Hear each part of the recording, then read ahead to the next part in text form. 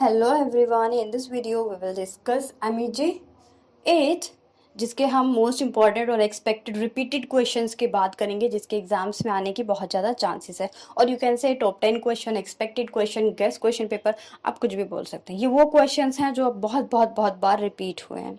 Paper का pattern मुझे आपको समझाने की ज़रूरत नहीं क्योंकि इसका पेपर का पैटर्न मैं दोबारा से बता देती हूँ आपको। ये बहुत आसान होता है।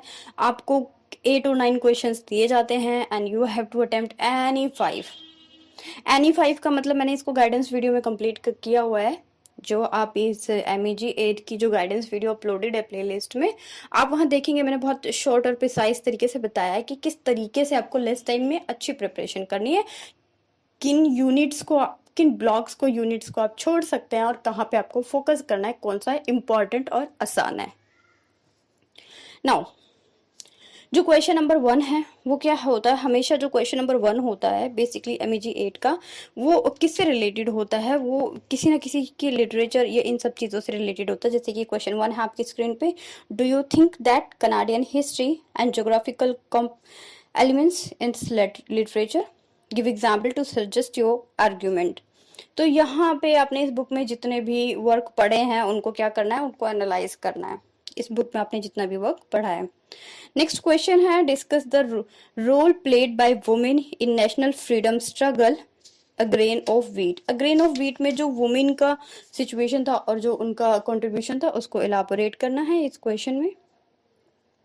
और एक ग्रेन ऑफ व्हीट से जो क्वेश्चन पूछे जाते हैं बेसिकली या तो उसके कैरेक्टर को लेके पूछे जाते हैं, ठीक है, या तो करेक्टर को लेके पूछे जाते हैं या फिर वुमेनहुड को लेके पूछे जाते हैं कि क्योंकि उसमें वुमेन जो थी, जो औरतें थी, उन्होंने बहुत रोल प्ले किया था, तो उससे रिलेटेड क्वेश्चन होता है। Next question is what are the ways in the Soyinka's play a dance of the forest depart from the dramatic tradition and adopt from Yoruba rituals.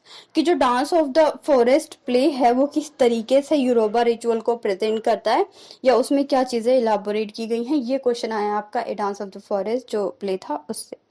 कभी कभी a dance of the forest से एक play आता है कि a dance of the play, a dance in the forest is a play within the play, मतलब play के अंदर दूसरा प्ले है, इसको जस्टिफाई करो या फिर इसको डिस्कस करो। तो ये दो क्वेश्चंस बनते हैं यहाँ से।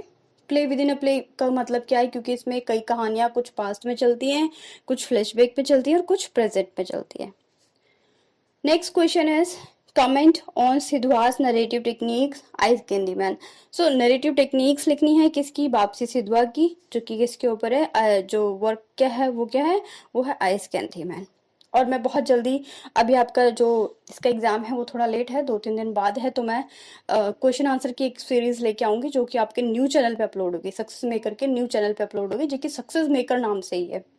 जब आप चैनल को ओपन करते हैं जहाँ पे वीडियोस हैं तो वहां पे आपने देखा होगा एक नया चैनल बना हुआ है जिसपे प्रेजेंट टाइम पे आज की डेट में 25-30 वीडियोस हैं, तो वहां पे अपलोड होगी क्वेश्चन आंसर की सीरीज। वहां पे मैं इन सारे क्वेश्चंस के आंसर के साथ एक्सप्लेन करूंगी, जैसे नरेटिव टेक्निक्स हो गई किसकी, आइस कैंडी मैन की, ये जो भी रिपीटेड इंपॉर्टेंट क्वेश्चंस है उनको। तो जिसे सब्सक्राइब नहीं किया उसे कर लीजिएगा ताकि आपको नोटिफिकेशन मिल जाए। Next question is question number 5. A house for Mr. Biswas can be read as the chronicle of social political changes that swept over Trinidad discuss. तो a house for Mr. Biswas के ऊपर question पूछा गया है। Next question is examine the impact of popular form in Walcott poetry. तो Walcott poetry का popular form क्या है उसको बताना था यहाँ पे। नेक्स्ट क्वेश्चन है, is the use of myths and the symbols convincing the Patrick white work, और उनका नाम क्या था, द सॉलिड मंडाला। तो सॉलिड मंडाला में किस तरीके से मिथ्स और सिंबल्स को, डिसिंबल्स को यूज किया गया है वो आपको यहाँ पे एलाबोरेट करना है। ये बहुत ही इंटरेस्टिंग, मजेदार और एक छोटी सी प्यारी सी नोबल है जिसमें क्या दिखाया गया है, नोबल की हेल्प से जो राइटर हैं उन्होंने, नॉवलिस्ट है, उन्होंने दिखाया है कि जो ह्यूमन बीइंग्स होते हैं, जो इंसान होते हैं, वो किस तरीके से एक दूसरे से अलग होते हैं, किस तरीके से वो एक जैसे होते हुए भी एक दूसरे से डिफरेंट होते हैं।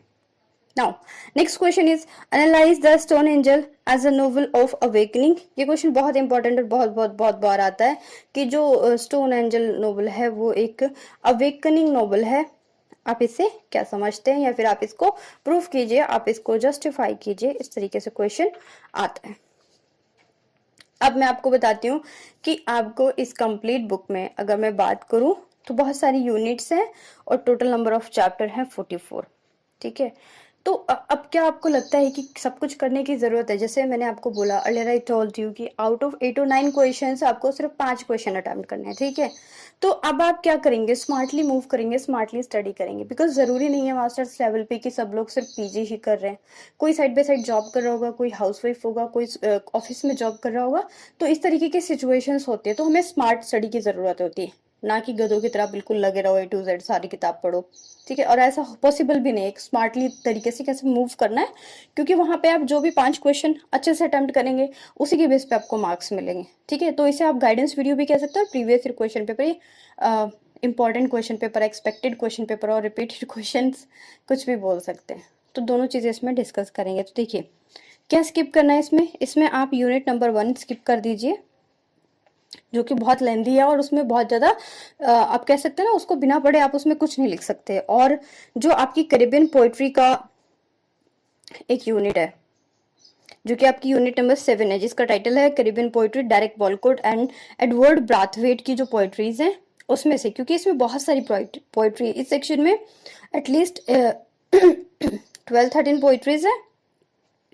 और ऐसे जो आपका स्टार्टिंग का यूनिट नंबर 1 है उसमें भी जो वर्क है उसमें 6 चैप्टर्स हैं, और बहुत ही उसमें आप कह सकते हैं, क्योंकि उसमें क्या है, African literature, culture and post nationalist politics है, केनिया और नाइजीरिया के बारे में बताया है, कैरिबियन लिटरेचर के बारे में बताया है, साउथ एशिया लिटरेचर के बारे में बताया है। तो एक वर्ड आपको सिलेबस देखने को मिलेगा यूनिट नंबर 1 में और यूनिट नंबर 7 में, जो कि कैरेबियन पोइट्री है, 2 राइटर्स की, किनकी, डायरेक्ट वॉलकोट और एडवर्ड ब्राथवेट। तो इसलिए मैं बोल रही हूँ इन दोनों को अगर आप स्किप कर देंगे, बाकी की किसी भी नॉवल को, किसी भी प्ले को, कुछ भी स्किप करने की जरूरत नहीं है। आपका एग्जाम बहुत अच्छा होगा। बस इन 2 सेक्शंस को आप स्किप कर दीजिए, स्मार्ट स्टडी कीजिए, प्रीवियस ईयर को क्वेश्चन पेपर आप एक बार देख लीजिए, आपको समझ में आ जाएगा। 8 क्वेश्चंस में से इन दोनों यूनिट्स को स्किप करने के बाद भी बहुत आसानी से, आसान तरीके से आप 5 क्वेश्चन द बेस्ट तरीके से अटेम्प्ट करके आएंगे। तो ये तो बात हो गई इसकी कि आपको कौन सी यूनिट को स्किप करना है, क्योंकि कई बार फ्रेंड्स का, आप लोगों का या स्टूडेंट्स कह सकते हैं, इनके मैसेजेस आते हैं कि कौन से यूनिट को स्किप करना है। ठीक है, ये बात हो गई। Now we will discuss how to write answers. ये सबसे बड़ी बात है जो इस पे बहुत बार कमेंट आता है कि आंसर को कैसे प्रेजेंट करना है। तो देखिए ये जो बुक है आपकी वो है new literature in English IMG 8। इसमें जो आंसर है वो पैराग्राफिक फॉर्म में लिखना है। लाइक कभी कभी मैं बोलती हूँ आपको कि पॉइंट्स में आंसर लिखने हैं, जैसे कि अगर मैं रिसेंटली बात करूँ तो MEG 12 पे गाइडेंस वीडियो और प्रीवियस क्वेश्चन पेपर वीडियो, तो वहाँ पे मैंने डिस्कस किया कि नॉवेल्स को, प्ले को छोड़ के जितना भी है वहाँ पे पॉइंट्स से लिखिए। बट यहाँ पे मैं आपको सजेस्ट करूंगी कि यहाँ पे आपको क्या लिखना है, पैराग्राफिक फॉर्म में ही अपने आंसर को प्रेजेंट करना है। एग्जाम्पल के लिए अगर मैं आपको किसी नॉवल का क्वेश्चन लेके उसके एग्जाम्पल से समझाना चाहूँ तो अवेकनिंग नॉवल से ही चलते हैं। जो आपका आता है कि जो स्टोन एंजल है वो एक अवेकनिंग नॉवल है, आप इसको कैसे जस्टिफाई करेंगे, ये क्वेश्चन बहुत ज्यादा आता है। तो इसकी बात करें तो सबसे पहले एक बात क्या करते हैं, पैराग्राफ्स में डिवाइड कर लेते हैं कि पहले पैराग्राफ में हमें क्या लिखना है कि जो स्टोन एंजल नॉवल है उसको लिखा किसने है। ठीक है, उसको लिखा किसने है, उसके बाद हम बात करेंगे कि जैसे कि मार्गरेट, इसको लिखा है किसने, और उसके बाद हम डिस्कस करेंगे कि इसको लिखे जाने के बाद जो स्टोन एंजल हमारा लिखा गया है इसमें किस चीज को दिखाया गया। जैसे कि मार्गरेट लॉरेंस ने लिखा है तो स्टार्टिंग में लिखेंगे that the novel of the stone angel was written by या is written by Margaret Laurence. और इसके अंदर क्या प्रेजेंट किया गया, in this novel she presents the situation of a woman who is proud, right, bitter in nature. तो कैसे उसका ट्रांसफॉर्मेशन होता है, she married with a man who looks handsome. After that वो क्या होता है कि वो उसे डिवोर्स दे देती है, देन उसके बेटों के बारे में बताना है उसकी। तो किस तरीके से वो कैनरी में जाती है, वहां रात गुजारती है, लास्ट मोमेंट पे उसका किस तरीके से ट्रांसफॉर्मेशन होता है, वो एक प्राउडी वुमेन की नेचर की वुमेन होती है, वो किस तरीके से एक काइंड हार्टेड वुमेन में लास्ट स्टेज पे वो थोड़ा लोगों की केयर करने लग जाती है। तो यहाँ तक इस तरीके से अपने वर्क को स्टार्ट करना है और लास्ट में प्रूफ कर देना है that yes we can say that the stone angel novel is a awakening novel and this is written by Margaret Lawrence। तो ये एक इसका तरीका है कि स्टार्ट करना है कहाँ से आपको, नोवेल से और नोवेलिस्ट से जिसने उसको लिखा है।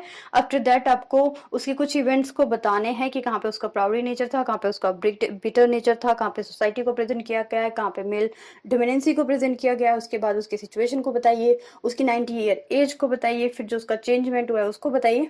तो ये सारी चीज़ें यहाँ पे आ जाएंगी, कंबाइन हो जाएंगी। आई होप आपने अगर इस नॉवल को कंप्लीट किया तो आपको मेरी बातें समझ में आ रही होंगी, और जिन स्टूडेंट्स ने इस नॉवल को कंप्लीट नहीं किया उन्हें लग रहा होगा पता नहीं मैं क्या बता रही हूँ, ठीक है, क्योंकि एग्जाम्पल मैंने इसी नॉवल का लिया है।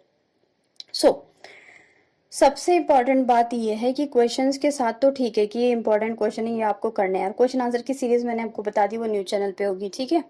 अब इम्पॉर्टेंट ये है कि सबसे पहले तो आप इसकी समरी को कंप्लीट कर लीजिए, क्योंकि जब इस ये स्टोरीज आपके दिमाग में चलेंगे then you will be able to write any type of answer in exam. जब तक आपको स्टोरी नहीं पता होगी आप कुछ नहीं कर सकते।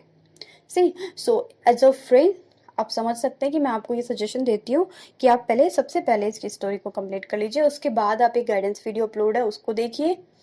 प्रीवियस ईयर क्वेश्चन पेपर की वीडियो अपलोड है। प्रीवियस ईयर इसलिए बोल रही हूँ कि जब आप पिछले सालों के क्वेश्चन पेपर देखते हैं ना, 1-2 सालों के, तो आपको समझ में आ जाता है कि पेपर का पैटर्न क्या है। उसके बाद आप इन समझ पाएंगे इन इंपॉर्टेंट क्वेश्चंस को। ये वो क्वेश्चंस हैं जो बहुत बहुत रिपीट हुए हैं, इसलिए मैंने इसके ऊपर एक वीडियो बनाई है। तो इसे आप क्या बोल सकते हैं, गाइडेंस वीडियो भी हो गई, आपको सजेशन वीडियो भी हो गई, और इंपॉर्टेंट क्वेश्चन की वीडियो भी हो गई। सो मिलेंगे नेक्स्ट वीडियो में विद न्यू टॉपिक और new content. Stay connected and good luck for your exam. Don't waste your time. Thank you.